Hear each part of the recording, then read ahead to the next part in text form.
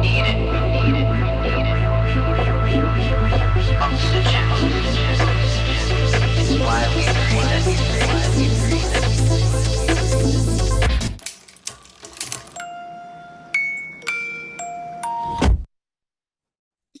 everyone, welcome back to the Grit Files. I am your host, Loralyn Mears, and we've got Christina Richards, Chief Marketing Officer at Virtana, who's all focused about, well, really balancing workflows, distributing, doing all kinds of wonderful techie things that make our lives easier, and we don't even know because it's all happening on the back end. So it's going to be really fun to talk about how somebody markets something that no one really sees. And having been in a similar role myself, Christine is kind of like a kindred spirit. We're both techie people who went to the dark side of sales and marketing. So with that, Christina, welcome to the show. It's great to be here. Thank you, Loralyn. Well, sometimes I slaughter people's introductions and what they are and who they're all about and the kinds of things that they do. So I always like to give my guests that chance at first moment or so to kind of let the audience know where you are, especially given your role as a futurist and the kinds of things you do in tech. What do you want to talk about? Sure. Well, so I've been in tech for a little under 30 years now. Kind of doesn't seem like it's been that long, but in other ways, it feels like an eternity. I've been in various different types of technology, starting out as an engineer in telecommunications, spending some time in IoT. Now I'm in the SaaS world. So it's been a long, crazy journey, not one that I could have anticipated, but it's been a lot of fun. And I really enjoy being in tech. I think it was absolutely the right path for me. So talk to us about that, because I'm sure our audience is going to be really interested in this. We are increasingly hearing from people and advisors that we shouldn't be all worried about like, oh, stick with one career or one anything. I mean, reinvention is kind of like, well, you know, it's kind of the soup du jour, right? Like we're all reinventing every day. Oh, completely. Yeah, if somebody were asking my advice today, I would say ignore the old advice. The reality of the new world is that people will have one, two, sometimes three careers. And my career path has been far more diverse than I ever could have imagined when I graduated with my electrical engineering degree back in the 90s, right? I was thinking at the time kind of VP of engineering. That was pretty much, where I wanted to go, over time. But, and my first job after university was with Nortel Networks. So I grew up in Virginia, went to Virginia Tech, came to Nortel Networks, and they were a multinational telecommunications provider. Some of you guys might remember them, but they kind of had a sad end there in the aughts. But it was great. At first, at 26, I became the youngest manager in the engineering department and the first ever female manager in my particular engineering division. But after a little over a year or a little under a decade as an engineer, I transitioned into this program that Nortel had to kind of develop its future leaders, let's say, about 150 people from across the globe. This is back when Nortel was really large. And from that program, I got the opportunity to serve as the business operations leader for their then $6 billion carrier networks program division. That eventually went over to Ericsson. But that generated the opportunity for me to get my MBA. And at the time, my goal was to become a GM in one of Nortel's business divisions. And what that meant at that point in time was you needed to be a leader in multiple different disciplines. And so I'd already done engineering and business operations. So I decided to go and work in marketing for a while in one of our newer business lines. And but while I was there, Nortel kind of met its untimely end. But the other thing that happened is, as I got into marketing, I realized it was kind of a place where I could leverage both of my business and my technology experience to really move the value of a company. And when Nortel met its untimely end, I was like, this is the place for me to stay. And so I went in a new direction, went to a startup, my first startup, been with Nortel for all of my career, called Skyfiber. And I started out as a director, ended up as the VP of marketing and sales there. Then in 2012, after that was done, I had my own entrepreneurial business for a while, which I would I would encourage anybody to try to get a little bit of that experience as they go along. It taught me things you can never learn in the corporate world, and it just gives you a whole different perspective on what's really important in business. So I always value that experience when I see it on people's resumes. But as much as I enjoyed that, I ended up getting recruited to Silicon Valley. So I've been in Dallas this whole time, came to Silicon Valley to work with a startup called Aoptics, was hoping to get my IPO badge, didn't with that particular company, but then moved to an IoT company called Eris, and now with Virtana. And so it's been a wild ride. I couldn't have predicted it, but I'd say that what I recommend to people listening who might be earlier in their career, be open to opportunities. Don't discount an opportunity just because it doesn't fit the normal path, because I couldn't have predicted my path, but I wouldn't have had it any other way. Let's talk for a moment about being able to straddle really that whole like marketing, which is all about communicating and positioning and messaging. And it's pretty much antithetical to everything that engineering stands for, which is like super structured and linear and all of the rest of that. So what are your thoughts on students and rising professionals today having the opportunity to be able to work in both to make them deeper and better in whichever path they choose? What are your thoughts on that? Yeah, it's such a good question. And it's something that actually comes up a lot in business, because if you've only ever been in engineering, and I distinctly remember my mindset as an engineer, you look at the product in a very particular way. Not to oversimplify, but it's along the lines of, wow, I love this really cool technology. I'm going to make the best, most interesting technology I possibly can. And unless you have a really good mentor or some other opportunity to get another perspective, you may miss the entire perspective of, actually, the product only matters if it's relevant for my customer, and that I can, create something that is of real value to them. Interesting example of this that I share with people a lot is when key fobs first started gathering new functionality. So for your cars, the original outputs of those programs had all sorts of things. You could turn on your car, you could heat your seats, you could do all these different things. And then they looked at the data over time and realized the only thing they ever do is remote start and sometimes remote lock, and to sometimes turn on the heater, especially if you're in the northeastern countries. And all that other feature development was somewhat lost because people just never used it. And so it's so important to get that connection between the two. So if you are an engineer and that's where you want to stay and you really love it, that's great. But do take an opportunity to spend some time with your marketers, or to look at some of your marketing material and see, what is that connection? And this is one of the things that's been kind of a bonus to me as I've been going through my careers, because sometimes I kind of serve as translator. I'm like, okay, this is how this group is seeing it. This is how this group is seeing it. Here's where the disconnect is, and I can help that translation internally. Oh, parallel lives, Christina, sisters of a different mother. I mean, this is what I describe the things that I do. It's that translation. And even yeah, it really is. My own family. My father was an engineer, metallurgical and chemical.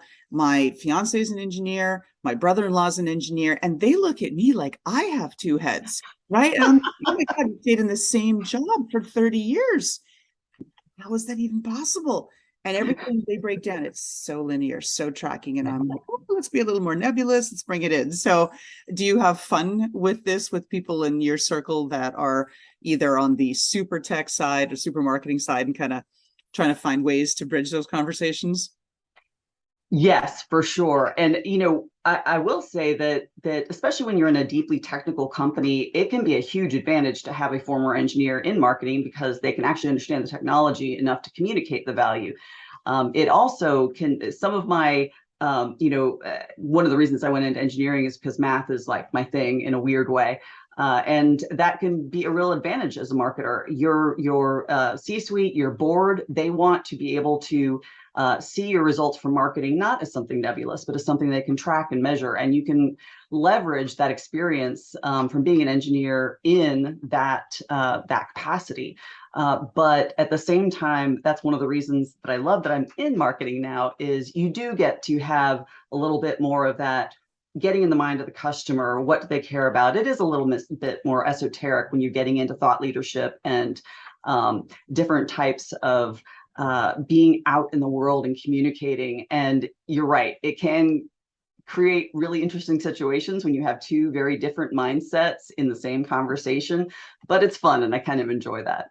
Oh, yeah. And it's so much better that you can hang with the analytics because it's been, well, geez, well over a decade now with this whole, force behind digital marketing, that it is all about analytics. Yes, you need the creative and all of that, but you need to know where the numbers are going and what the dollars are bringing in and the cost per clicks and all that good stuff that executives want to know. You're so right. I've actually said to a lot of people recently, we should start to call a lot of this marketing engineering because it really is. And, sometimes when engineers are like, well, our stuff is so much harder than what you do. I was like, I don't know. We just got done coding a bunch of stuff over here in marketing, and I used to be in your job. So there is actually a lot more parallels than you think. Yeah, it really is getting to be its own type of engineering when you start looking at demand gen and all the complexity that's been built into it. What's your kryptonite? What takes you out of the knees? Kryptonite. So this actually kind of goes along with what we were just talking about. I'd say one of my biggest challenges is people who want, I call them status quo people who want to keep things the same. Just a fact of life, everybody knows change is the only constant, death and taxes and change, right? And so, to me, the path through your career is all about navigating that change. And there's a lot of folks that I've run into along the way that are just fighting tooth and nail to keep things the same, to keep their environment the same, to keep the way you go to market the same, to not have anybody move their cheese, if you remember that from a couple decades ago. And I think that is just it's a challenge to deal with. You have to work with it because there's always going to be people like that. But that's the thing that I struggle with the most, I'd say. Oh, yeah. So we're going to dig into some of the other bits now, kind of that personal development side of things. So I've got my little magic wand for people that are listening and can't see this. Now, we waved this, Christina. Who should be listening to this podcast right now? So from the career path perspective, earlier people in their career who are trying to decide if they want to stay as an engineer, I think that would be helpful. From a women in tech perspective, I'd love to tell women in tech some things that I've learned along the way. And from a Virtana perspective, I think that one of the things that's kind of unique about Virtana is we do have a very a culture that has been thoughtfully created, and that culture is recognized in several of the awards that we've gotten over the last couple of years. One is Comparably's Best Place to Work for Women. There's been diversity awards as well. And so, in terms of both Virtana as a place to work, as well as Virtana in our actual, product space and the interesting things that we're doing there, bridging multi-cloud. I think that if there's any buyers out there, I would love to engage them and have them come to our website or get a chance to talk with our sales folks. So one of the things that I've been really tracking, especially as you're in telecom, this whole artificial intelligence and machine learning, back to where we started at the beginning of the call, doing all of that background stuff. Sure, we see the chatbots and the front end and the customer experience, but how AI and ML is really poised to take telecom and to the whole next sort of level of things with optimized network, product performance, efficiencies, all of these kinds of things. So you're a futurist. Tell us what we should expect. What's next on the horizon? Great question. So one of the things, and my VP of product and I talk about this a lot. One of the things that's interesting about AI and ML is that it's a term that's thrown around a lot, not always in situations where it's truly AI or ML. Just kind of by definition, you need to be pulling in a lot of data and then having learning machines that actually can create outcomes from that data in a thoughtful way, right? And so if it's just a bunch of data and you're just running some algorithms on it, it's not the same thing. So we've got the first thing I'd say is right now I feel like it's a bit more of a marketing term in a lot of situations where it's used. But you're right. In the future, it will be a real thing that is across multiple products. And what I think we should look for is, I don't know if you've had this experience, but lately I've experienced it where technology that I've counted on for a long time continuously changes in a way that's not helpful to me. Like the start of our call, where I was waiting for Zoom, which I use 1,000 times a day, and it decided at that inopportune moment to unload a whole new package and update. So we started late. Like that? Exactly like that. It's exactly like that. And, I was just talking to a good friend of mine the other day saying that, as much as technology really makes our lives better, we're getting to this point of diminishing returns where we're updating and changing so quickly that every day I have to learn 10 new programs or 10 different ways that a program is now going to work. I think that one of the many things that we could see in the future is a lessening of that pain, because you get more learning about how I use a program, how you use a program, to make better choices about when they're going to update something, not right before you have a meeting. If this person has never used these 10 features over here, am I going to force something to be pushed to her, or to require her to relearn something she's been using for 10 years? Another example, and this isn't really on the AI/ML perspective, but in PowerPoint, I'm a PowerPoint power user, have been for probably 20 years now, right?